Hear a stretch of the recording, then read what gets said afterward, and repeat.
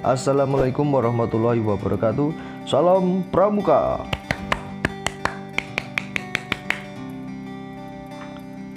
Kita akan membahas tentang Pramuka Penggalang. Pramuka Penggalang itu didominasi dengan warna merah pada lacana dan pada atributnya, dengan kode penggalang adalah kode G. Pramuka Penggalang disebut dengan Pramuka Penggalang karena penggalang adalah sebuah golongan setelah pramuka siaga selesai dilanjutkan dengan tingkat yang lebih tinggi. Pramuka Penggalang karena disebut dengan kiasan pada masa penggalangan perjuangan bangsa Indonesia, yaitu ketika rakyat Indonesia menggalang dan mempersatukan dirinya untuk mencapai kemerdekaan dengan adanya peristiwa bersejarah, yaitu Kongres Para Pemuda Indonesia.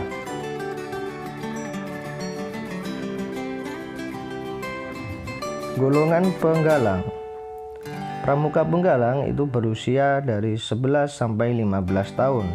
Hal itu diprakarsari dari penggalangan kemerdekaan kita pada diselenggarakannya Sumpah Pemuda atau Kongres Pemuda, yaitu Sumpah Pemuda adalah satu tonggak utama dalam sejarah pergerakan kemerdekaan Indonesia sebagai ikrar untuk menegaskan cita-cita sebagai negara Indonesia. Adapun atribut lengkap penggalang. Atribut penggalang dibagi menjadi dua, atribut putra dan atribut putri.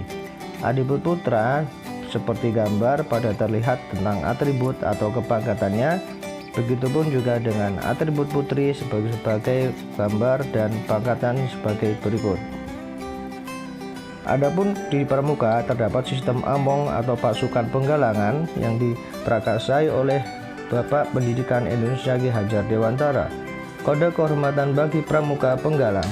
Adapun kode kehormatan berupa Trisatya atau janji dan Dasadharma atau moral. Bunyi kode kehormatan itu ada Trisatya seperti pada gambar dan Dasadharma yang merupakan 10 dharma dari pramuka sebagai dasar bangunan, itu sebagai pondasi pokok untuk membangun sebuah kerangka. Satuan terkecil dalam pramuka penggalang disebut dengan regu. Regu putra itu diambil dari nama-nama hewan, sedangkan regu putri dari nama-nama bunga ataupun tumbuhan. Kesatuan dari beberapa regu disebut dengan pasukan. Setiap regu beranggotakan kurang lebih 5-10 anggota. Selain itu, di penggalang juga ada SKU atau syarat kecapakan umum. Di dalam SKU sendiri dibagi menjadi 3 pangkat atau 3 kecakapan. Yang pertama dimulai dari yang terendah, yaitu ramu, rakit, dan terap.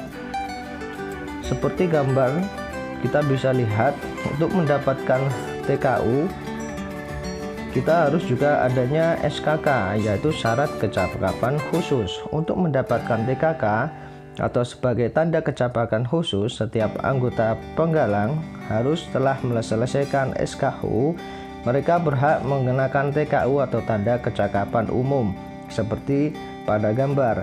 Sedangkan tanda kecakapan khusus pada penggalang itu merupakan tanda kecakapan seperti keterampilan yang sudah dilaksanakan, terdiri dari 3 tingkat, yaitu purwa, madya, dan utama. Bentuk barisan upacara penggalang dalam setiap penyelenggaraan latihan upacara atau dalam pelaksanaan menggunakan angkare, yaitu formasi sebagai gambar, ada pembina, pratama, dan kemudian ada anggota dan pasukan yang lainnya.